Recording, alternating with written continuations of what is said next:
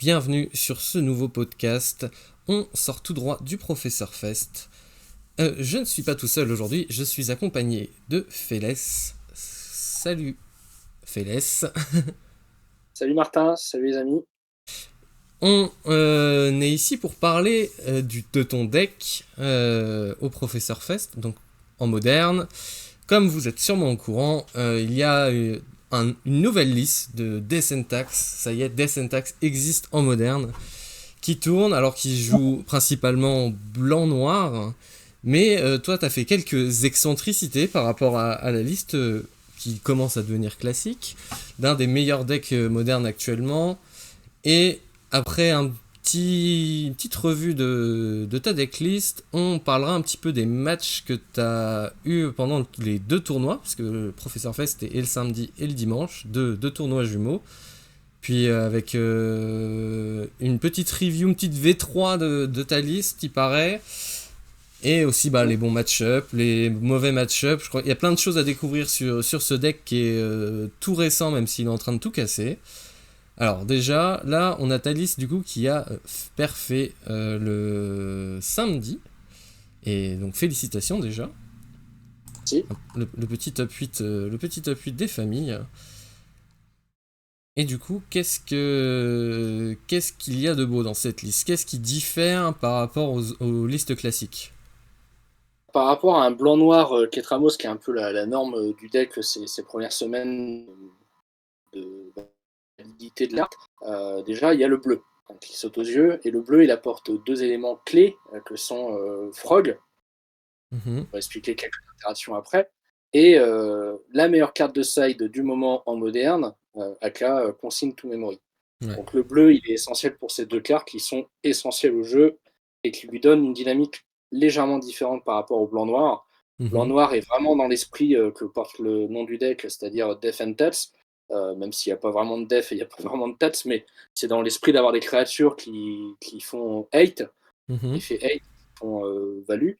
Euh, le bleu apporte plus de contrôle et donc le jeu se joue plus contrôle aussi. C'est pour ça que par rapport à une liste blanc-noir, on a également plus d'anti-bet, plus de gestion à Mhm. travers les marches et les prismatiques. Et donc, pour parler un peu de la dead tech, il y a des cartes que j'avais identifiées dans le blanc-noir qui me paraissaient pas bons dans la méta de j'attendais. Et la méta de j'attendais, c'était quoi? C'était Station Briche, Titan, Eldrazi et Miroir à tout va. Puis le reste, Ouais. normalement, dans les tests, ça se passait bien. Mais c'était ces quatre jeux-là qu'il fallait pouvoir battre. Et donc, il y a des cartes que j'ai identifiées main deck dans la liste blanc-noir qui ne me plaisaient pas dans cette méta prétendue pour le samedi. Il y avait Mhm. les push. Ouais. Je ne vais pas dire à chaque fois si c'est une bonne ou une mauvaise carte, c'est pas le sujet. C'est juste que il y a un côté que c'était pas adapté à ce que j'attendais. Parce que Mhm. push, c'est pas très bon contre les murs, c'est pas très bon contre Eldrazi, c'est pas très bon Bon contre titan. Titan. Et dans le mirror, ça tue pas les Tétramos. Ouais. Donc c'est 4 points qui. Voilà, c'est impossible de jouer ça pour moi. Mhm. Après, il y a des listes qui jouaient 4 push le samedi et qui ont fait top 8, hein, donc ça n'enlève pas la qualité de la carte. Mais dans la liste que je voulais avec le splash bleu, c'était pas bon. Et donc Ok. il fallait trouver une solution de compensation par rapport à ces push. Et les deux meilleures options qui me sont apparues, le fait d'avoir une troisième couleur, ça m'a ouvert des prismatic endings qui sont plus fortes que dans la liste blanc-noir. Hein. Mhm. Forcément, j'ai accès à 3 couleurs. Et surtout, 3 couleurs, le chiffre 3, c'est bien, ça correspond au CCM de Ketramos. Une bonne idée. Ouais. Et Ketramos, et oui, et Exilé était aussi un mot-clé qu'on aime bien dans Ketramos. Hmm. Tout ce qui vous écrit je gère un permanent et ça l'exile, bah, c'est le genre de carte qu'on aime bien. Et donc, Ouais. dans la Ça petite dit je pioche recherche, une carte quoi. Si jamais ouais, vous connaissez voilà, pas encore ce que ça fait Ketramos, bienvenue en moderne. Voilà, c'est un petit dieu qui n'est pas un enchantement comme tous ses anciens copains, qui a la menace, le lien de vie, l'indestructible, et qui est une 4-4 qui a le côté d'être pacifié tant que vous n'avez pas cette carte dans l'exil. Condition bien difficile à remplir à Magic que d'avoir cette carte dans l'exil. Pas du tout. Et une fois que c'est fait, de toute façon, il sera plus du tout. On pourra plus du tout lui dire quoi que ce soit, parce que il n'y a aucune carte que je connaisse qui permette de gérer l'exil. Et en tout cas, globale, donc une fois que vous avez les 7, vous avez les 7, et après, de toute façon, tant qu'il est là, à chaque fois que quelque chose est exilé pendant votre tour depuis le champ de bataille ou un cimetière, vous faites Arène Phyrexian. Donc globalement, c'est une machine ACA qui est indestructible, et donc a tellement de sous-côtés, et on dit Ketramos is the new ring. Donc voilà, ils sortent le ring du moderne, et à l'après ils nous mettent Ketramos qui coûte 1 mana de moins et qui peut attaquer lui contrairement au ring. Donc bon, ça a l'air d'être la carte qu'il faut jouer en ce moment, vu comment c'est fort, mais Je pense effectivement que c'est la carte qu'il faut jouer. Après, je ne vais pas dire Ketramos is the new ring parce que j'aimerais pas qu'il lui arrive la même chose que Feu Ring. Parce que je pense qu'en termes de power level, il se situe au niveau des Underworld Breach, ce genre de cartes qui sont, et puis mode Sopal aussi. Je pense que c'est le même niveau de puissance, donc clairement tiers 1-0, enfin 0-1 entre les deux. C'est vraiment des cartes qui sont dominatrices. Mais de là à bannir, je ne pense pas, parce que les archétypes de Ketramos ne sont pas encore tout exploités. Là, on est sur des versions Defended, c'est des versions plus contrôle, mais je sais qu'il y a un monde où il y a des versions combo qui vont exister. Peut-être même des versions prison, sait-on jamais. En tout cas, voilà, la carte n'a pas fini d'évoluer dans la méta pour moi. Elle est arrivée, donc c'est normal qu'on ait les projecteurs dessus. Mais clairement, oui, c'est comme j'ai dit à tous ceux qui m'ont interrogé cette semaine sur est-ce que la carte est forte, je leur ai donné une image. Vous voyez dans Batman, quand Joker il rentre dans l'hôpital et qu'il met la bombe et qu'il part en souriant, bah, c'est pareil. Si tu poses Ketramos, tu poses ta bombe, tu pars en souriant et t'attends de voir comment ton adversaire il va exploser. Effectivement, c'est très fort. Mais voilà, de là à le bannir, je ne pense pas. Et donc, pour revenir sur les gestions, les cartes qui exilent et qui étaient fortes, c'est donc Marche Blanche et Prismatic Endit, Marche Otherworldly. Ça ne fait pas l'unanimité, j'en ai discuté par exemple avec Arnaud, que vous connaissez bien sur cette chaîne. Bon, lui, il n'aime pas la carte. Moi, j'adore la carte par rapport à ce qu'elle fait dans ce deck-là.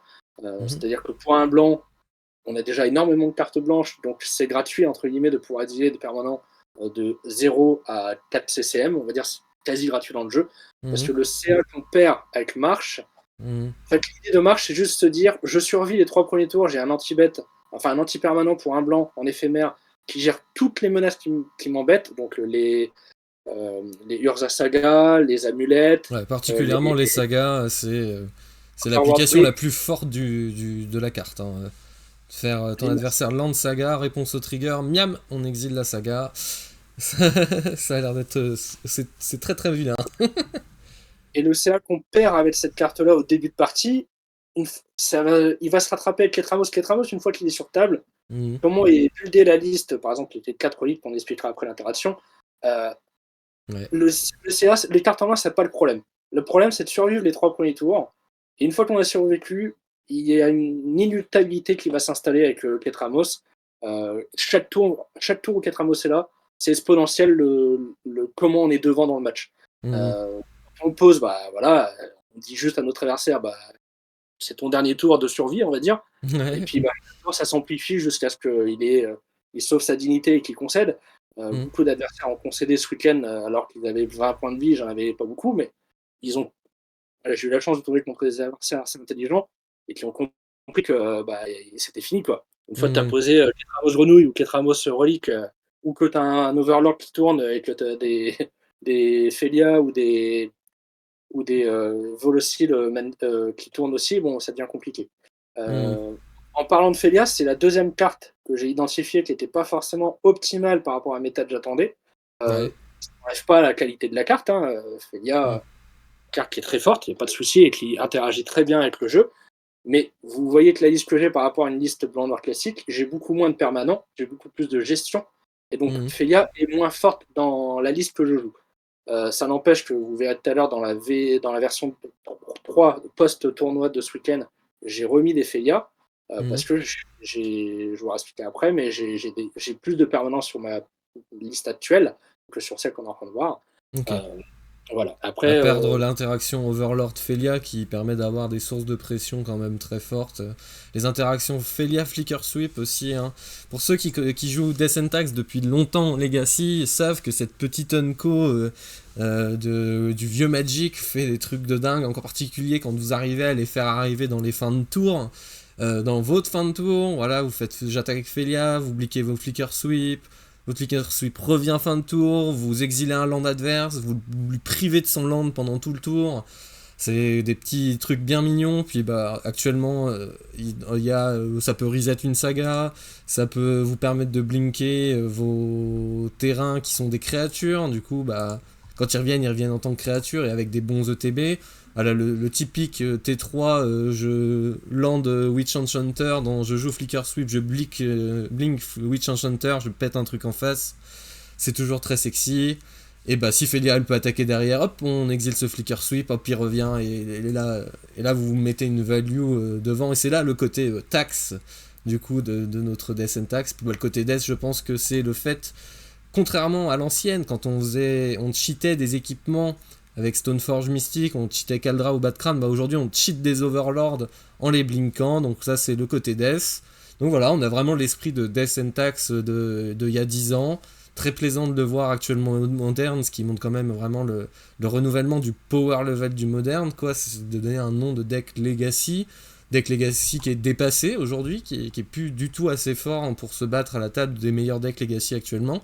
Mais bah, en moderne, cet esprit-là, c'est son heure. Ça y est, on est parti pour avoir Death and Tax en moderne jusqu'à ce que ça devienne dépassé à son tour, puis le pionnier reprendra sûrement, et ainsi de suite, mais je me fais bon espoir qu'on va pouvoir continuer de blinker des Flicker Sweep. Ça fait plaisir de jouer blanc-noir en moderne, parce que historiquement, ces dernières années, blanc-noir n'était pas forcément mis en avant. Non, c'était un peu épuisé comme deck, quoi. On peut jouer toutes les couleurs en moderne compétitif en ce moment, même jouer colorless compétitif en moderne. Donc voilà, c'est bien d'avoir du blanc-noir aussi, qui est un peu comme le bleu-vert, des couleurs, des bicolorités pas très fortes historiquement. Ou alors, quand ils sortent des bombes, c'est banni tout de suite. C'est pour ça, laissez-nous, s'il vous plaît. Le Ketramos, laissez-nous. Laissez-nous jouer. Voilà.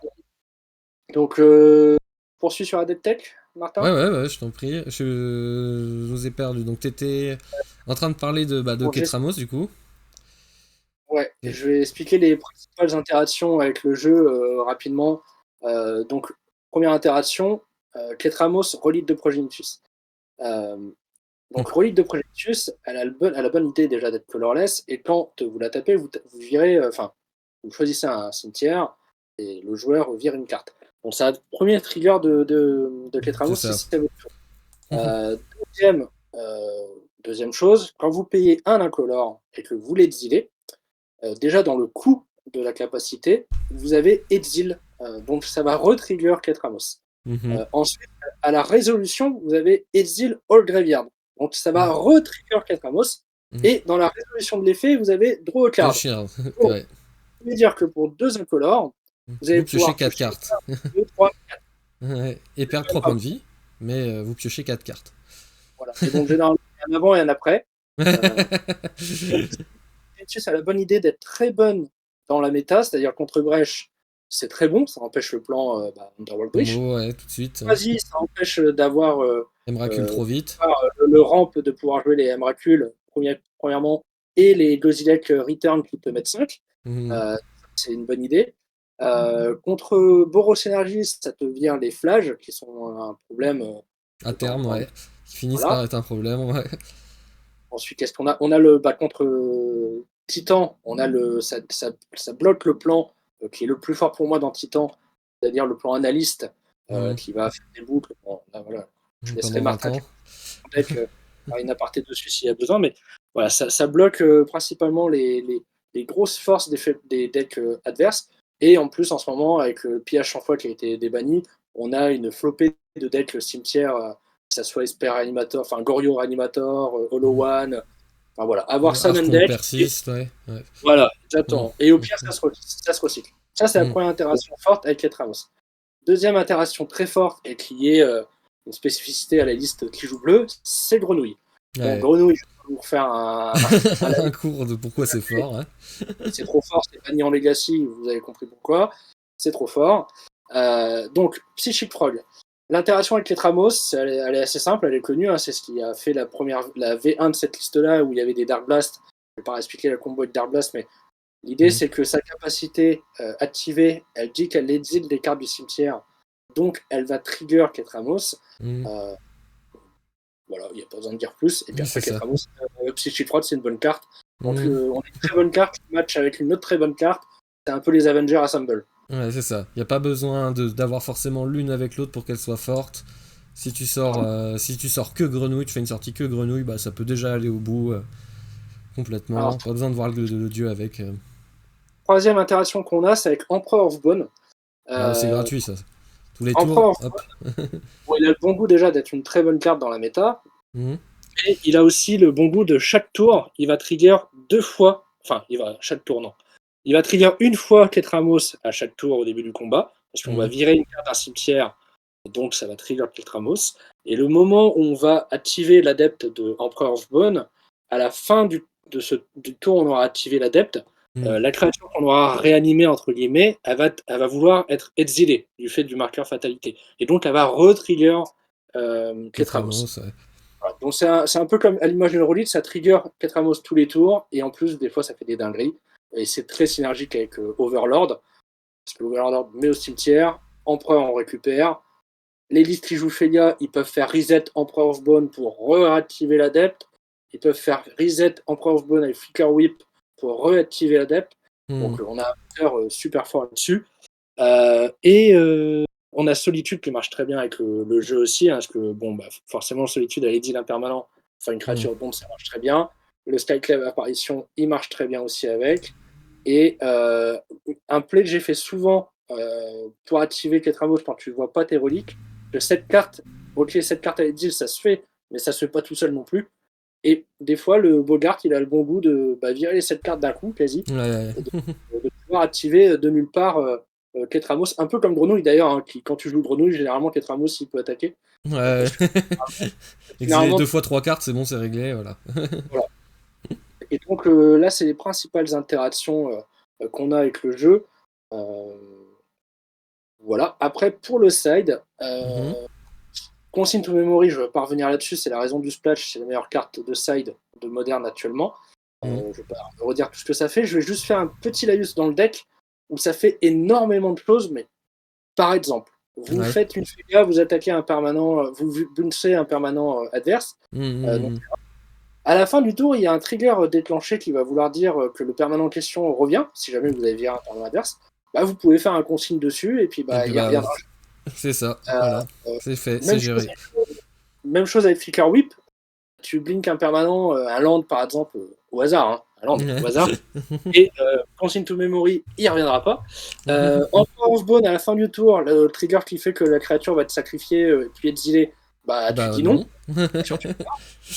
Solitude, tu la pitch, elle arrive Mhm. en jeu, il y a deux triggers, sacrifice et exilé. Exilé, ouais. Exilé, sacrifice, tu dis non. Mhm. Voilà.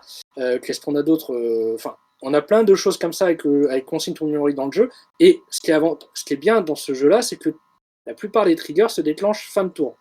Mhm. Donc ça dit que si tu as plusieurs mana up avec Consigne to Memory, tu peux t'amuser à Ah, tout empiler les enlevé, triggers, ouais. Ouais. Ok. puis faire un petit Consigne to Memory à 4 ou 5, et puis bah, là c'est fait for fun. J'avoue que Et, pour je l'ai rêver fait le faire, ça a l'air très beau, ça a l'air très sexy. deux fois ce week-end où j'ai activé des capacités de Flicker Whip ou d'Empereur, et dessus j'ai mis des solitudes, j'en avais deux, j'ai mis des solitudes en pile, j'ai fait Ouais. poum poum poum à 4, hop là, je garde mes solitudes de bord, je pioche 2, boum, ça fait pas que mon 5-5 il reste en jeu, enfin bref, ton land il revient pas. Euh, Ah ouais, ça a Généralement, l'air ouf. fois que j'ai en mémoire, il y a 3 fois où l'adversaire a concédé tout de suite. Mhm. Voilà. Bon, ça, c'est Mhm. pour Consigne to Memory. Ensuite, dans Pinsphere, c'est une carte qui est très bien positionnée aussi et qui a l'avantage de rien faire contre nous, mais Mhm. qui est polyvalente contre Underworld Breach, parce que ça va lui demander à chaque mode qui va vouloir réanimer, entre guillemets, de payer un de plus par spell joué ce tour-ci. Donc, Donc c'est pas il part possible. un peu par le cimetière, voilà. Ouais. Ça a le bon goût de bloquer Storm, qui est un deck tier 2 qui passe en dessous des decks tier 1 en termes de puissance, enfin en termes de vitesse, donc ça le bloque bien. Ça bloque les double landes de Eldrazi, ça bloque les double landes de Titan.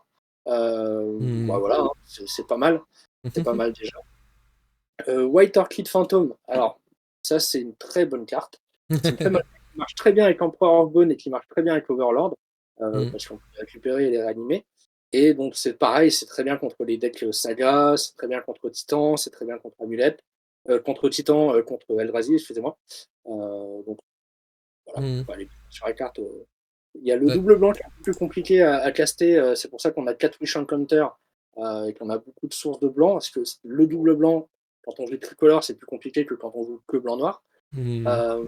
Mais c'est une très bonne carte. Et ensuite, les Wraths of the Sky, pourquoi elles sont là? Elles sont là parce que même si Boros Energy est un bon match-up, ça reste un deck, t'as pas le droit à l'erreur. Un adversaire, t'as pas le droit à l'erreur. Si jamais toi, tu es un peu mou sur ta sortie et que lui, il fait sa sortie très stable, très classique, bah, tu peux mourir, et surtout si tu as un flash qui te menace avec Arena.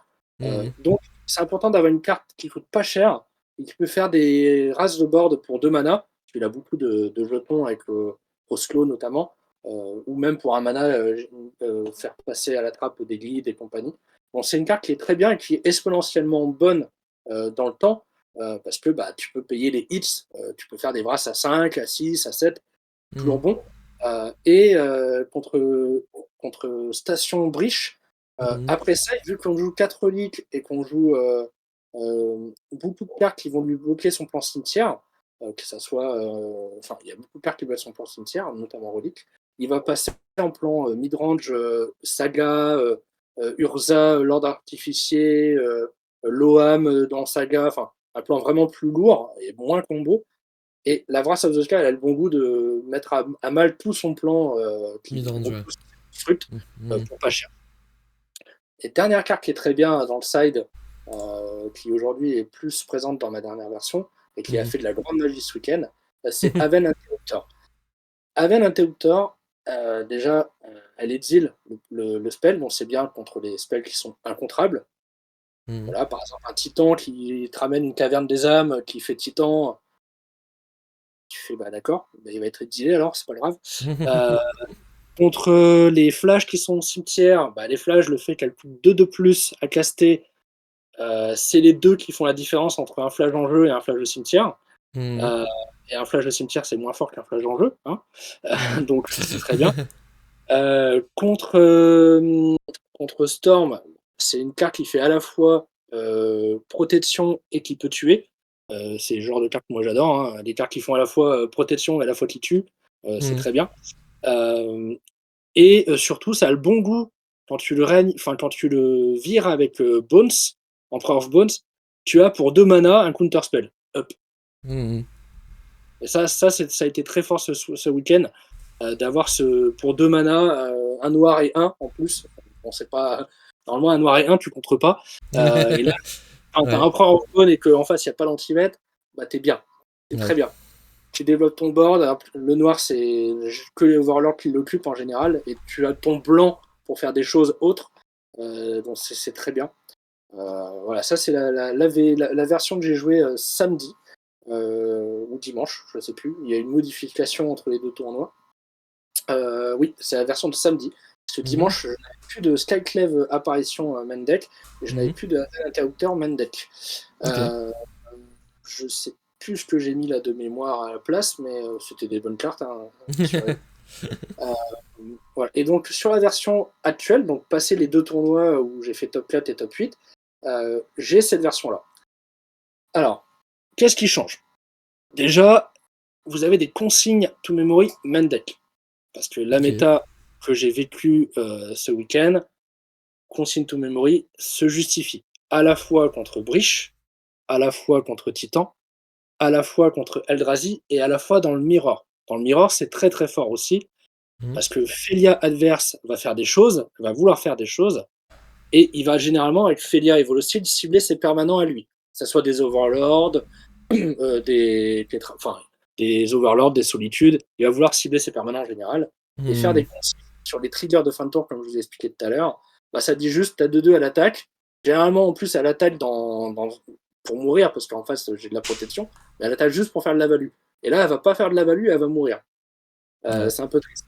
On a aussi une deuxième carte qui a été mise main deck, c'est les saisies dépensées, parce que je me suis rendu compte que contre les jeux plus rapides que moi, que ça soit Storm, que ça soit Breach, que ça soit Titan, et même des fois Eldrazi, c'est bien d'avoir une carte qui interagit dans le premier tour, Parce que le deuxième tour, généralement, on fait des Overlords, où on caste des Félias, où on casse des prismatiques, ou des grenouilles. Mais le premier tour, on n'a pas grand-chose à faire, à part des Surveillands, en général, ou des reliques pour plus tard. Donc c'est bien d'avoir ça cure très bien nos solutions et notre tempo de la game, les saisies. Mhm. Voilà. J'ai viré les marches parce que même si c'est une bonne carte, il fallait trouver de la place. Et consignes et saisies font mieux ce à quoi je m'attends dorénavant dans un futur tournoi moderne. Si je devais jouer demain un Professor Fest, Mhm. saisies fait mieux ce que j'attends.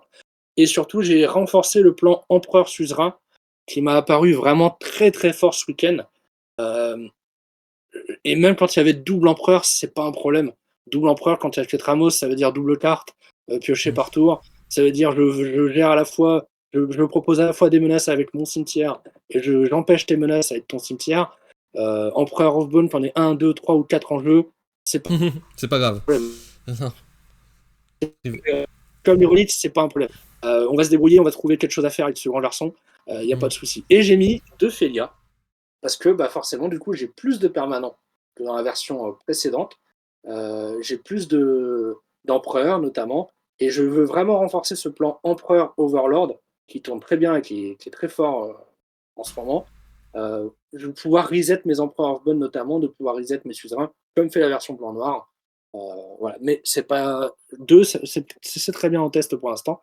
En Mhm. side, on a une nouvelle carte qui m'a manqué ce week-end. Si j'avais pu plus tester ce week-end, je les aurais mis, mais j'ai pas plus testé. Avant ce week-end du Professor Fest, j'ai fait une game avec le jeu. Mhm. Bon, ça justifie aussi la force du deck, hein, parce que bon, je pense pas être nul à Magic, mais pas normal qu'un gars qui ait fait une game avec un deck puisse faire top 4, top 8. Ça montre aussi qu'il y a une certaine puissance dans le jeu. Euh, voilà. Et la carte que j'ai ajoutée, c'est donc Elesh Norn, mère des machines. Mhm. Elesh Norn, elle a le très bon goût de doubler tous tes triggers chez toi. Et il Ouais. y en a un paquet. Il y en a un paquet. Et surtout, c'est très fort à la fois contre le Mirror, parce que lui, du coup, il fera plus rien. Mhm. Il fera plus rien. Il fait toujours des Félias qui attaquent, mais euh, il fera plus grand chose. Et c'est très fort aussi contre un très mauvais match-up identifié ce week-end, Titan. Mhm. Voilà, Titan, j'ai perdu 2 games ce week-end. C'est 2 fois contre Titan, 2 fois 2-0, 2 fois très violent. 2 fois les enfants étaient couchés, heureusement. Mais une que vous verrez probablement filmer tantôt. Bon, je vous préviens, hein, c'est violent, moins de 18. Ok. Voilà. Et donc, après le reste du side, oui, justification aussi, qui, comme son nom l'indique, demande une justification. C'est contre Eldrazi. Eldrazi, Mhm. à la fois pour Casse gérer les viande, landes, hein, globalement. Hein. voilà, gérer les landes et puis gérer les gros tons qui seraient passés à travers les mailles du filet. Voilà. Donc, une liste plus adaptée à la méta post-Professor Fest. Euh, Toujours aussi forte à mon sens. Toujours très plaisante à jouer aussi, ça c'est important de le souligner. On peut avoir des jeux forts mais un peu chiants à jouer, ou des jeux très agréables à jouer mais qui manquent de quelque chose. Là vraiment, il y a un très bon équilibre, je trouve. Et surtout, c'est un jeu qui peut à la fois assumer le côté agressif dans un match-up et très bien faire son rôle contrôle aussi. Mhm. À vous de lire votre place dans le match-up, mais ça s'adapte très vite d'un plan A au plan B. Euh, voilà, c'est un jeu où j'ai pris énormément de plaisir, je me suis rendu compte de la puissance des cartes. Je pense que le deck a gagné plus de games que moi-même. Enfin, ce que je veux dire, c'est que la puissance du deck a contribué à gagner plus de matchs que mon niveau de jeu. Voilà. Ok. Ce qui ne m'était pas arrivé depuis longtemps. J'ai souvent joué des jeux où il fallait un niveau de jeu assez fort pour l'optimiser. Et les cartes étaient un peu poussives parce que un peu au niveau en dessous du power level des decks que je tapais. Non, là, clairement, j'ai senti que tous les decks en face, c'était sympa. À part Titan, où j'ai senti que c'était plus fort que ce que je faisais. Les autres jeux, j'ai trouvé c'était soit pareil, genre Titan et Eldrazi et Underworld Breach, soit c'était clairement en dessous. Genre Hollow One, Boros. Voilà. Par exemple, quand tu joues contre Boros avec ce jeu-là, ou quand tu joues contre Esper Grenouille, tu te dis, bah waouh, j'ai l'impression de jouer contre un deck d'il y a 10 ans. Tu vois, Ah ouais, à ce moment-là. je le voyais se débattre, et pourtant ils essaient le truc, hein. Ils faisaient Oslo Tour 1, ou Lead Tour 1, Tour 2 Adjani, la classique. Hein. Ils faisaient Mhm. vraiment la sortie euh, euh, classique qu'ils faisaient. Ouais. On était fort il y a un mois. Parce que moi, je faisais Tour 1, Tour de Grenouille, Tour 3 Cramos active, c'était fini. Mhm. Il n'y avait plus de game. Je faisais Tour 3 4 Cramos active, fini. Il n'y a plus rien. Il a eu juste ses statiques prison, mais vu la style que je jouais avec 4 marches et 4 prismatiques, bon, ses prisons, c'était. J'attendais tranquillement son tour avec mes marches. Il a attaqué, je fais hop là, marche sur le statique prison, et maintenant je bloque avec mon, avec mon 4-4 et je gagne des points de vie. Et, Mhm. et c'était très très bien. Donc je recommande à tout le monde de tester ce jeu, que ça soit cette liste-là avec le splash bleu, qui me paraît regrettable de pas. Ça me paraît dommage de se passer de grenouilles et de consigne to memory dans la méta actuelle. Mais la Mhm. liste blanc-noir, comme Arnaud l'a démontré samedi, marche aussi très bien. Donc voilà. Ketramos is a news done. C'est ça. Donc Ouais, voilà, j'ai Arnaud un qui peu. jouait du coup la liste vraiment stock Ouais. que tout le monde joue Ah oui, et qui fonctionne très bien. aussi. Hein. J'ai parlé de Félia, parlé de Push, j'ai pas parlé d'Éphémérite. Éphémérite, je pense que c'est une mauvaise carte dans la méta actuelle. Donc Ah voilà, ouais. je veux pas. Si vous voulez que je développe, je peux développer. Ah, Mais vas-y, vas-y. alors, donc, Éphémérite, je trouve que dans ce deck-là, ça marche avec Overlord que quand Overlord il est déjà en créature. Ça marche avec Solitude, c'est très bien, mais double Solitude, c'est pas un play qu'on fait souvent. Enfin, en tout cas, c'est pas un play que j'ai eu besoin de faire souvent dans la game. Par exemple, il n'y a aucun moment où je me suis dit, je pitch Solitude, j'aimerais tellement avoir une éphémérite pour revirer une bête. Mhm. Non. Alors que pourtant, c'est la raison principale de jouer éphémérite, c'est pouvoir faire double Solitude et d'avoir une Solitude qui survit. Voir Le triple seul solitude même plutôt, mais.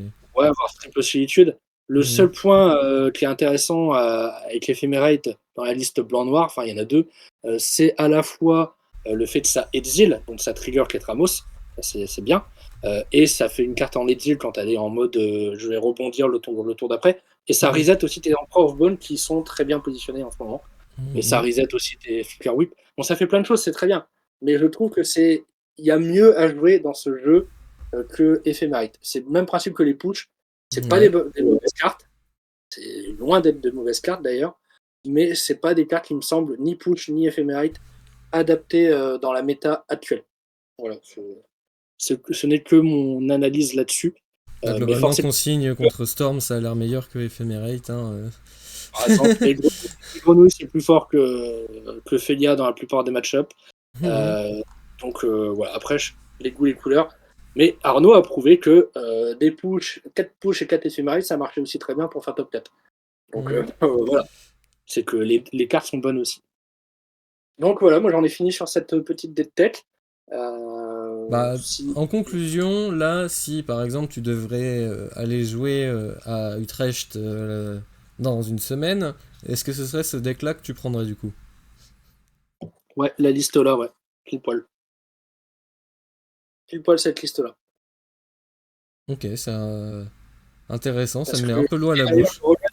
je regrette de ne pas pouvoir aller à Utrecht parce que vu les résultats de ce week-end, sans avoir fait de game avant, je me dis que là, en ayant deux professeurs Fest dans les dents, samedi, dimanche, avec des bons résultats, une bonne connaissance des match-ups, parce qu'il y a des matchs, par exemple, Titan, je sais, après j'analyse les games, je note ceux qui me connaissent savent, je note tout ce qui se passe dans une game sur un papier, et après le tournoi, je réanalyse toutes mes games en disant, bah voilà, ce moment-là, j'ai une fenêtre pour jouer de telle carte, je ne l'ai pas faite, et moi je me marque un petit MP comme misplay sur mon papier en disant, bah voilà, j'ai choisi le choix A à ce moment-là, mais le choix B en fait faisait gagner.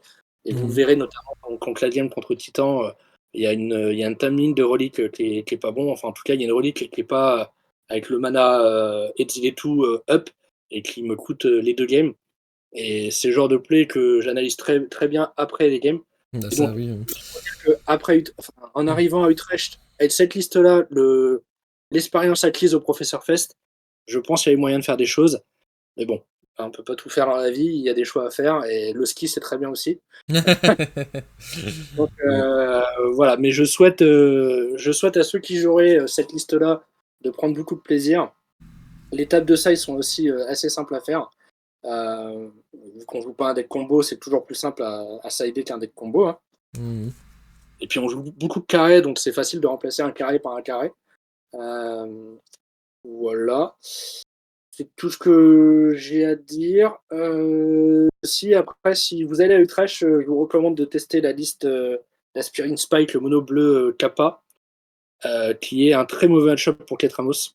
Voilà, je dis ça, je dis rien, mais en fait, à Utrecht, soit jouer un deck qui bat Ketramos, soit jouer Ketramos. Ok. Voilà. Et bah ok, bah c'est super d'avoir partagé ta deck test sur le deck. On se fait une petite pause et on se retrouve tout de suite pour les commentaires de match. Du coup, pour voir un peu ce que ça donne en pratique, cette liste-là. Et ce sera déjà pas mal. Donc à tout de suite, les amis. Et on se retrouve du coup pour la suite. Donc là, on a préparé gentiment le match. J'ai pas sorti la scène habituelle.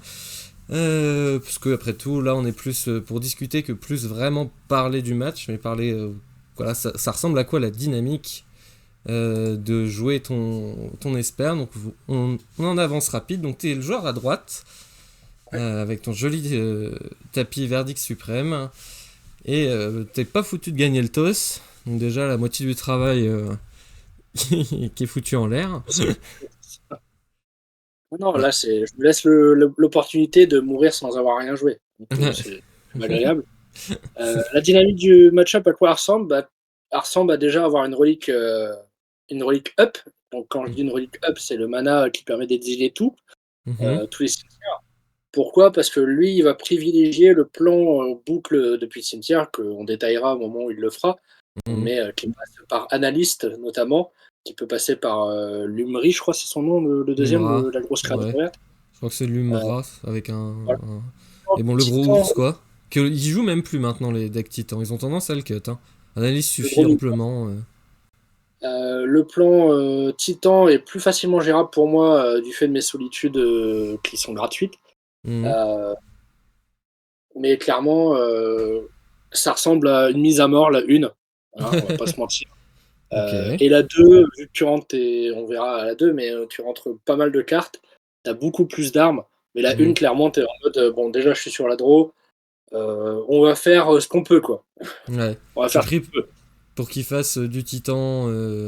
Du titan Déjà, normalement, c'est relique, voilà, c'est ça. La main sur la draw contre Titan à la Mhm. une, c'est de faire relique tour 1. T'as Mhm. pas d'autre choix.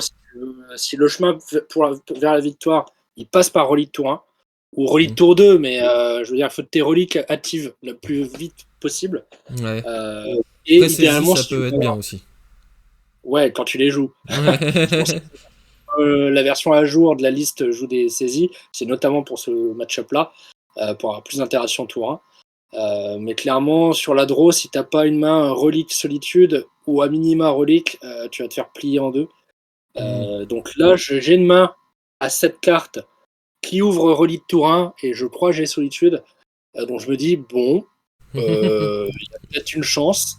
Donc là, savoir qu'on est sur la ronde 4 du dimanche et que le samedi, je le tape, Lucas Chèvre, je le tape déjà à ronde 4 et il me met déjà une bonne pilule le samedi et ça va Vous être ma êtes en seule défaite 3-0 de à la ce journée. moment-là, quoi. Ouais. Vous Voilà, à on est à fond. 3-0 à ce moment-là. Mhm. Et le samedi, je l'ai retapé en quart de finale où ça s'est un peu mieux passé. Mais voilà, on se retape ronde 4, exactement dans les mêmes dispositions que la veille. On en rigole. Et bon, là, moi, je rigole plus. Là, je vois spéléologie, je fais bon. Parce que là, je suis bien, tu vois, je fais tour 1. Enfin, je suis bien par rapport au match. Hein. Je veux Mhm. dire, j'ai peu d'espoir, mais j'ai un espoir qui est concret. Là, j'ai relié de tour 1 et j'ai grenouille tour 2. Et donc, Mhm. on en discutait en off, mais là, normalement, je pense que je dois garder relique up, enfin, le mana pour tout péter up, plutôt que de jouer ma grenouille dans le tour 2, Mhm. euh, pour les raisons qu'on verra après. Et du Mais coup, là, là, tu voilà, fais je deuxième confie. erreur. Ouais. Mhm. Là, ouais, mais là, c'est moins une erreur parce que je gère sa spéléologie. Donc, Ouais. je vais me permettre d'avoir la relique pas up parce que je gère spéléologie. Donc, Mhm. je sais qu'elle il va pas partir le prochain tour parce qu'il a qu'un verre sur table. Il a qu'une seule source de verre sur table. Et que même s'il fait forêt titan, va pas mettre des landes détapées. Donc c'est pas grave. Il peut toujours, là il a 3 cartes en main, il peut toujours faire je pose amulette, je pose un bounce land et je fais titan et je pars. Mais au bout d'un moment, moi, il faut que je fasse des choses, quoi. Et donc là, il bloque à 0-3. Je décide de popper ma grenouille avec des cartes qui sont inutiles pour gérer et pouvoir commencer à mettre des points. Et puis voilà, je propose un board. Là, tu vois, j'ai 5 de patate, il a rien. Le tour d'après, je peux me permettre d'être relique up avec 5 de patate par tour. C'est quand même pas mal. C'est un plan en tout cas. Bon, il a double spéléologie, bah tant pis. Mais au moins, normalement, il ne doit pas pouvoir partir ce tour-ci. Sauf que voilà, ça fait 6 mana. Hein. Ouais, mais là, il a déjà payé 3, il fera pas les 6 ce tour-ci. Là, il les a les 6. Hein. 1, 2, 3, 4. 1, 2, 3, 4, 5, ah oui, 6. Il a 6 mana. Ouais, il a complètement les 6. Hein. Donc, et donc, normalement, là, c'est finito. Mais bon, le plan, j'en ai pas 15 000, c'était ça. Alors, ce qui est chiffre dans cette version-là, c'est juste j'ai gagné, vous allez voir pourquoi. Soit amulette, ou spéléologie.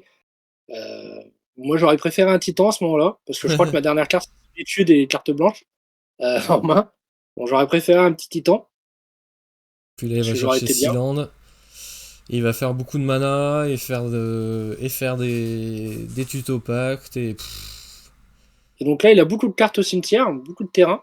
Et vous verrez, c'est relevant du coup d'avoir relique up. C'est pour ça que après ce week-end, c'est la principal enseignement de jeu de tir de ce match-up, c'est qu'il faut avoir relique up. Donc la capacité de dealer. Et vous allez voir que son kill va passer par le fait qu'il ait beaucoup de terrain au cimetière. Pas bien le jeu. Enfin, tu peux connaître Amulette Titan, mais les listes actuelles n'ont rien à voir avec les listes d'il y a 6 mois ou quand il y avait Ado. Enfin, le jeu se joue pas tout à fait de la même façon. N'a pas tout à fait les mêmes sorties, les mêmes patterns, les mêmes séquences. Enfin. Maintenant, quand tu pars, tu pars. Il y aura pas de suite, quoi. T'as pas de fenêtre pour interagir. Enfin, si le joueur de Titan joue bien, il n'y a aucun monde où tu t'en sors, toi en tant qu'adversaire. Sauf si t'as relique up. Mais là, si t'as pas relique up, tu subis, tu comptes les manas. Et Lucas faisait ça très bien. D'ailleurs, je l'ai remercié pendant la game. C'est un joueur qui est très intelligent et qui est très explicatif, pédagogue dans sa façon de jouer le jeu. Il t'explique les boucles, il t'explique bah voilà, là je vais faire ça, je vais faire ci, là il y a tel mana. Parce que Titan, quand tu joues contre, si t'as pas l'habitude de jouer contre, t'as vite fait de rien comprendre. Il fait plein de mana, plein de boons, plein de triggers, plein de trucs. Et t'es obligé soit de lui faire confiance, soit de ralentir très vite, de ralentir beaucoup la game pour vérifier que ça marche, prise de mana, chaque effet, chaque truc. Là, voilà, on s'était déjà tapé la veille, puis 2 fois la veille, puis c'est un bon gars et je pense pas être un mauvais gars, donc on s'est bien compris et je lui ai fait confiance, mais je sentais qu'il y avait une maîtrise dans son jeu qui me permettait de se dire, bah voilà, je surveille grossièrement ce qu'il fait, mais je lui fais confiance, quoi. Donc là, c'est bon, il bounce son land bleu qui va tutoriser des pactes à un moment donné. Les Lotus qui sont très forts dans cette liste-là parce qu'ils permettent de remettre des cartes au cimetière et de boucler Analyste, comme on va le constater à un moment donné. Là, il n'est pas dans cette boucle pour l'instant. Il est juste dans la prise énorme de mana pour faire des choses. Et l'essentiel, c'est de pouvoir avoir un bounce et le Tolaria pour pouvoir tutoriser derrière un pacte vert. Il a besoin, les listes en jouent 2 des pactes verts. Il y en a un qui est déjà passé, qui est au cimetière, là, qui est la 3e carte en partant du dessus qu'on voit au cimetière. Donc là, il setup des landes au cimetière, il setup des landes au board, il fait sa Tolaria qui va chercher un pacte. Normalement, son 2e pacte. Voilà. Il le joue. Là, on il va pas aller chercher Dryad Arboricole. Voilà. Il y a le titan qui arrive. Donc on va chercher les quelques landes qui nous manquent. Ouais. Il va chercher le Mirror Pool et le Shifting Woodland. Voilà, le shifting. Et c'est bon, la Et boucle est en tant que prête. joueur de Esper, vous avez une fenêtre à ce moment-là. Vous avez une fenêtre pour faire solitude. Ouais. Là, c'est la meilleure fenêtre que vous avez, c'est maintenant. Pour éviter qu'il y ait Pour éviter que les copies de Titan, quoi. il double le titan avec Mirror Pool. Mais par contre, ça ne bloquera pas le plan Mana infini, quoi. de Ouais. shifting Mhm. et d'aller chercher le temps et machin. Mais là, l'avantage que j'ai dans ce moment de la game, alors il faut avoir la solitude, mais a priori je l'ai pas du coup, c'est que les 2 pactes verts sont passés, ce qui fait que si à ce moment-là de la game, je fais solitude, bah, normalement je suis très bien. Il n'y a Bah, plus que le plan analyste. ouais, t'es mort quand même, mais bon. Après, C'est. il a plein de mana et il a. Ah oui, je sais pourquoi je suis pas bien en fait. Parce qu'il a Otawara up et il peut faire Otawara, je rejoue Titan. Ouais.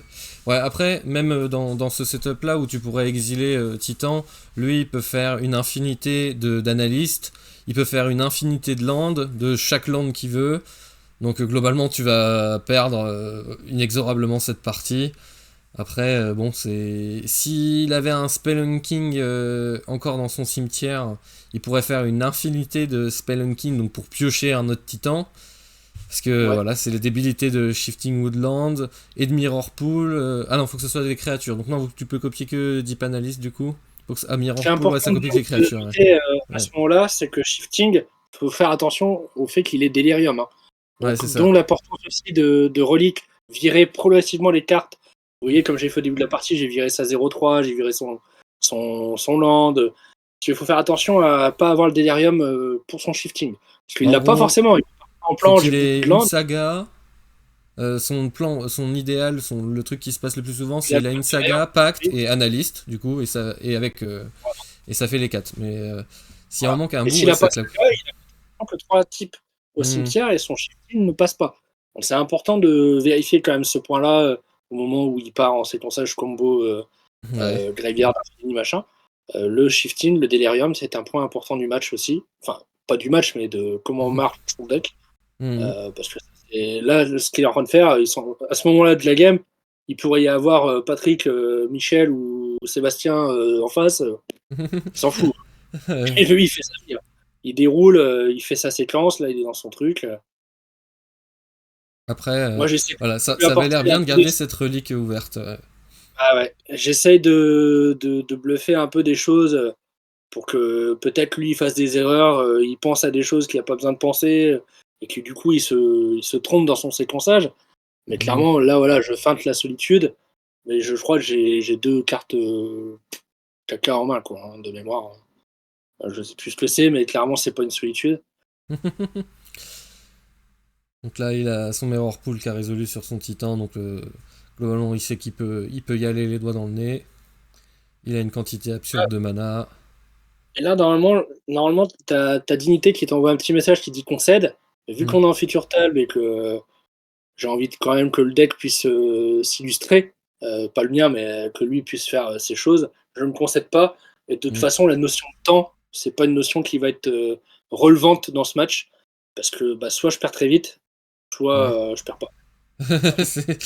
Ouais, globalement, soit il pourra pas te tuer, soit il va te tuer de manière spectaculaire d'un seul coup.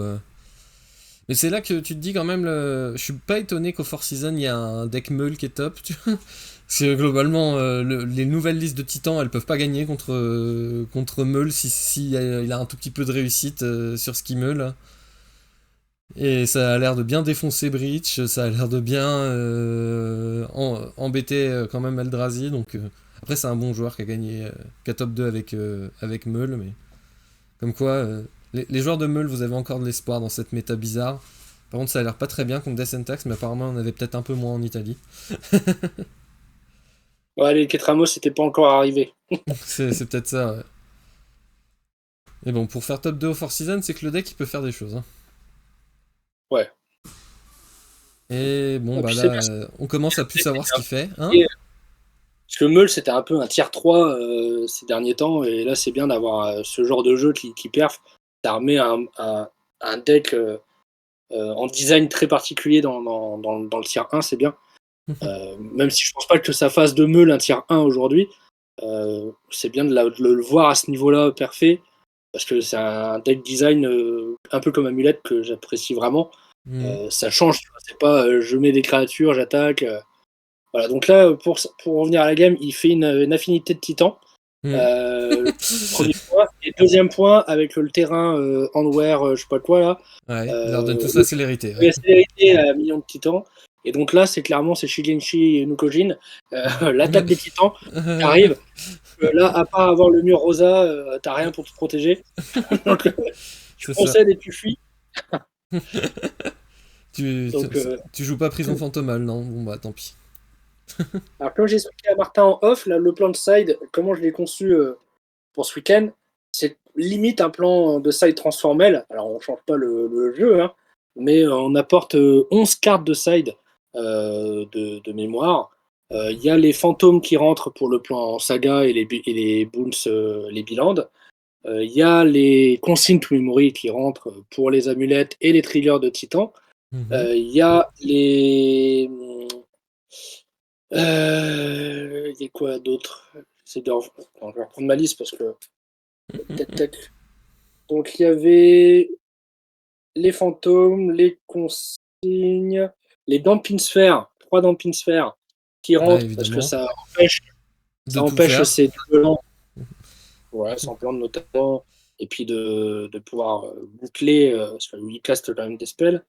Et je crois que je rentre sur le play les Wrath of the Sky aussi, pour les tours où il fait amulette, et où je peux faire tour 3, je te le gère, et je peux gérer tes sagas aussi s'il fait. Ça m'est arrivé contre un autre adversaire titan qui m'a fait une sortie Urza amulette, Urza amulette, Urza amulette. Je fais bon. On va peut-être considérer le fait de rentrer sur le play, au moins les Vras, sur la draw non, hein, parce que c'est trop long et tu seras mort avant, vraisemblablement. Mais voilà, il y a énormément de cartes qui rentrent. Ce qui sort, c'est beaucoup de cartes de grind, ou de cartes qui sont pas forcément très fortes contre lui, genre par exemple Emperor of Bone. Hein, le monde où ça fait quelque chose, il est très faible. Alors vous me direz, si tu fais Overlord tour 2, que tu trouves un fantôme, bah, t'es content de faire Empereur tour 3. Ouais, pour réanimer tes 4, ouais, c'est même pas la peine. Tour 4, déjà, si t'es encore vivant tour 4, c'est que nécessairement t'as fait des choses tour 1, tour 2, tour 3, sinon c'est pas normal. Donc voilà, le plan c'est vraiment d'avoir full interaction tour 1, tour 2, tour 3. Et si j'arrive à le contenir, c'est vraiment ça la dynamique du match-up, c'est contenir Titan. Et une fois que je l'ai contenu, bah, il y a une inéluctabilité qui va s'installer parce que je vais avoir plus de cartes en main, je vais commencer à mettre de la pression, avoir des mana up. Il va peut-être piocher des landes, quoi, parce qu'il en joue 30. Ouais, voilà, il pioche 34 landes, donc oui, il y a un monde où il va pas faire grand-chose, et son plan saga est pas très bon contre moi, donc... Mais t'oblige à bouger. Donc là, je vois que t'as quand même une main avec Relique, tu fais T1 Surveilland. Donc là, t'as le design des T1, T2 que tu veux faire contre lui. Évidemment, hein, Relique, parce qu'ils ont toujours leur amulette, pardon, ils ont toujours leur foutue amulette. Le gros moment, il est là, c'est que j'ai le choix entre proposer de la pression avec un Overlord, enfin de la pression, je m'entends, un plan qui va mettre de la pression, ou alors de faire Relique. Enfin, je pose Relique, j'ai un fetch qui fait surveille fin de tour ou qui active Relique, et je me dis, il est sur la draw. Bon, ok, il y a amulette tour 1, mais normalement, il me tue pas, tu vois. Donc je choisis le Overlord. Parce qu'il faut un moment, toi, que tu tues oui, aussi. Parce que là, je révèle double dans le Pinsphère, et hier, enfin le samedi, donc la veille, j'ai joué 2 fois contre lui, j'avais 3 dans le Pinsphère, j'ai jamais vu dans le Pinsphère. La première play de la game que je fais, je meule 2 dans le Pinsphère, je suis génial. Et là, tu sais que là, c'est fini. Là, c'est fini. Je fais, non, tu vas pas me faire ça. Double amulette Lotus, boum, allez. Et là c'est sûr, t'es mort. Il n'y a aucun doute là-dessus. Il a eu un peu un abus de confiance, vous allez voir. En vrai, là, ton seul espoir, c'est Solitude. Non, mais là, il fait une grosse erreur. Il fait une grosse erreur dans son séquençage. Vous avez constaté à un moment donné. Il a eu la chance, vraiment, pour pas dire d'autres termes, ça se passe bien sur la résolution de son analyste. Ok. Mais Et il vous va allez pas voir avoir les qu'il 4 me laisse- mana up, c'est ça? il fait une grosse erreur de land, de séquence. Et il n'est pas puni. Mais s'il avait été puni, bah, je pense qu'il était mort. Mhm. Euh, Parce qu'il avait un pote qui arrivait et qui pouvait Ouais. pas. Enfin, Ok. qui pouvait payer au moment où il le fait, mais vu ma main, il pouvait pas le payer. Ouais. Et donc, c'est Oui, pas t'as un maintenant. flicker sweep, tu peux. Je sais pas le setup, mais il suffit d'un flicker sweep pour dire bah tu pourras pas payer ton pacte. Le séquençage, c'est le fait qu'il va pas avoir de bounceland dans son truc. Et donc, du coup, il va pas pouvoir bouncer Tolaria. Et du coup, il va pas pouvoir faire des pactes. Et donc, du coup, il va pas pouvoir tuer. Mm. Et donc, sur la liste qui meule 3, eh ben, il va trouver c'est un de ses 6 bounceland de sa liste sur la troisième carte meulée. Mais sinon, il était mort. Il était mort tout seul. Ok. Je comprends pas pourquoi jouer Spelunking maintenant, ça a pas l'air transcendant. Après, bon, là il a le loisir de pouvoir faire un peu ce qu'il veut. S'il a encore de plus derrière un tuto à Titan. Après, l'idée normalement, si vous avez plus rien en main, quand vous résolvez ce Titan T2 et que vous n'avez pas encore GSZ en main, ou Green Sun Zenith, ou l'analyste, ou machin, c'est d'aller chercher Lotus, Mirror Pool, faire derrière, j'active Lotus sur mon Mirror Pool, je copie mon Titan. Avec le Titan d'après, je vais chercher le Boonsland et, et le tuto à pacte. Comment Tolaria, je le fais, je joue analyse, je le sac, je ramène tout ce petit monde, je refais une copie de Titan avec Mirror Pool. Et là déjà ça fait quand même beaucoup de choses, beaucoup de clics à faire sur MTGO. Mais en vrai ça va beaucoup plus vite. Et derrière vous pouvez donc refaire une copie, donc vous avez votre troisième copie de Titan, aller chercher Shifting et une saga. Et normalement derrière ça tue puisque vous avez le délire grâce à vos pactes et tout. Et derrière vous pouvez combo infini. Là, c'est ce que Peut-être. je vous disais tout à l'heure. Donc là, il joue l'analyste. Mais au Hmm. moment où il va vouloir craquer l'analyste, il n'y a pas de bounce au cimetière. C'est-à-dire qu'il ne va pas pouvoir bouncer la Tolaria au cimetière, Hmm. actuellement dans le set. Et donc, Ouais. s'il n'a pas Tolaria, il n'a pas de bounce, il n'a pas Tolaria en main, il n'a pas de son deuxième pacte. Et donc, il ne me tue pas. Ouais. Bon, d'accord, il a 2 titans en jeu, machin.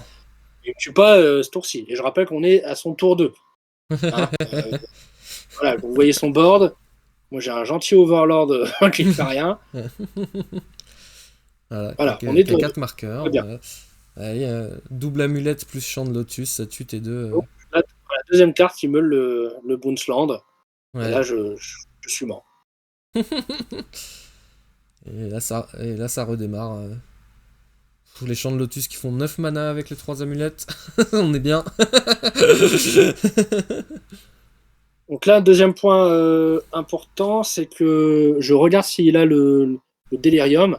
Et il a eu un très bon meule 3 parce qu'il a trouvé le Scape Shift, donc rituel, le Boonsland.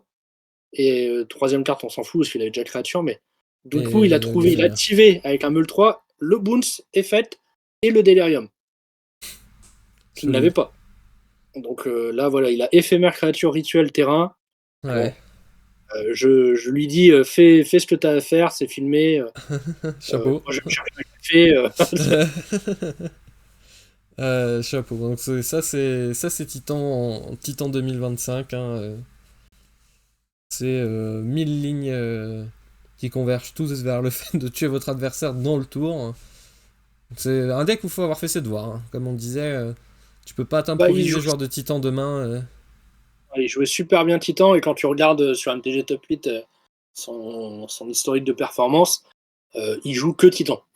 Il y a que Titan et il perd avec tout le temps. Et même donc le samedi, il fait top 8. Je le sens pour le top 4. Et le dimanche, il doit gagner pour faire top 8 parce qu'il perd 2 rondes de mémoire. Donc il se retrouve à X2 avant la dernière ronde. Et il fait encore top 8. Donc c'est un des rares du week-end à avoir fait le double top 8 sur le week-end. Donc félicitations à lui. Et puis au-delà de ça, donc il joue très bien, il est très cool et c'est un bon gars, donc je suis content pour lui. Donc voilà. Donc Titan, c'est très fort, mais dans de bonnes mains. Parce que je pense que c'est un deck qui n'est pas permissif. Non. et qui demande une très grosse maîtrise de tes séquences et des interactions possibles que l'adversaire peut avoir à chacune de tes séquences, on va dire. Hmm. C'est ça, parce que ouais, si tu tentes un mirror pull sur ton titan en disant ouais, c'est bon, ça démarre et que t'as plus de land et que t'as fait un pacte précédemment et que tu prends une solitude en réponse, bah tu prends la leçon. La leçon du pacte, c'est allez, on passe à la suivante. Il y aura pas de. Avant lui, j'avais tapé un autre joueur de titan, mais clairement, lui était. Bon, respect à chaque joueur, hein, mais il était clairement en dessous de Lucas en termes de niveau de jeu de titan. Bah, c'est pas le même match-up. Hein. Clairement, j'ai mis 2 Z à l'autre, très simple. Du coup, quand je suis arrivé, donc ça devait être ronde 2 du samedi, et ronde 4, quand je tape Lucas, que je connaissais pas avant ce tournoi-là, je me dis, bon, si ça se passe comme la première fois, ça va. Alors qu'en théorie, je savais que c'était un très mauvais match-up. Hein. Mais j'ai vite compris que ça serait pas la même. J'ai compris que, je fais bon, là, j'ai pris 2 Z en 15 minutes, j'ai fait bon. Et sur ces 15 minutes, il y a 10 minutes de ça. Hein. Ouais, Donc, c'est l'idée. voilà. Donc là, il fait sa vie, machin. Moi, je vous avouerai que mon corps est là, mais mon esprit est ailleurs depuis déjà 15 minutes. T'es beau avec ton petit overlord. Ah T'as ouais, même pas. je suis en train de penser mes 3 games qui restent dans la journée à me refocus. Parce que ce genre de game, quand t'as pas l'expérience de tournoi adéquate, ça peut laisser des traces. C'est des games où t'as fait des erreurs de séquençage. Là, j'ai fait une erreur sur ma relique. Je le sais, parce que c'est un choix qui m'a pris beaucoup de temps au moment où je le fais, entre l'Overlord et le relique. Je sais que ça peut se jouer sur ça, mais je ne pense pas, j'évalue très faiblement ses chances de faire tour 2, je te tue. Et statistiquement, c'était assez faible qu'il me tue tour 2. Mais bon, bah voilà, c'est un deck qui sait tuer tour 2, donc il faut quand même le prendre en compte. Même si c'est, je sais pas, 30% de chance, bah, ça reste 30%. Et surtout, je pouvais me permettre à ce moment-là, du tour 2, bah, de retarder mon Overlord d'un tour. Donc j'ai fait une grosse erreur. J'aurais dû attendre un tour de plus, qui aurait fait probablement la différence parce que j'aurais eu une relique up. Et clairement, c'est une des moments clés de ce match, c'est d'avoir relique up. J'ai Ouais, dû le sur ton répéter tour 2 sur le play. Hein. voilà. Sur ton tour J'ai 2 dû sur le répéter play. 4 fois sur la vidéo, mais si vous jouez Ketramos contre Esper, vous faites relique up. C'est tout. Donc là, Ça, voilà, je lui montre, voilà, j'ai fait le choix entre Overlord et relique. J'ai pris Overlord et il me dit, bah ouais, moi j'avais la Golden, donc j'ai juste fait salade tomate oignon, sauce supplément chef. Donc voilà. Ok. Bah, bonne leçon. Bon à savoir. On a pu voir un peu à quoi ça ressemblait White Black en moderne. Et du coup, ta liste me tente bien. Je pense qu'on va tester ça un petit peu. Va savoir ce qu'on va emmener à Utrecht. Mais globalement, ça va jouer entre ça ou un petit Temur Breach stock. Surtout que bah, maintenant, en plus, il y a une nouvelle carte qui s'est ajoutée, Stock Up, et ça a l'air de pas être une demi-carte dans Breach. Enfin, sur ce, Alors, je vous en dis pas trop, sait-on jamais, on se croisera peut-être sur Utrecht. Nous, on va continuer notre discussion un peu en off pour parler méta, mais on va vous laisser là-dessus sur cette vidéo. J'espère qu'elle vous a plu. N'hésitez pas à laisser un commentaire, à vous abonner à la chaîne de la guilde, un petit like. Et puis on se retrouvera très bientôt pour commenter d'autres matchs en moderne. Je pense que tu as l'air d'être chaud pour le faire aussi, mon cher Félès. Donc un nouveau partenaire. J'espère que Arnaud ne sera pas trop jaloux. Sur ce, à la prochaine.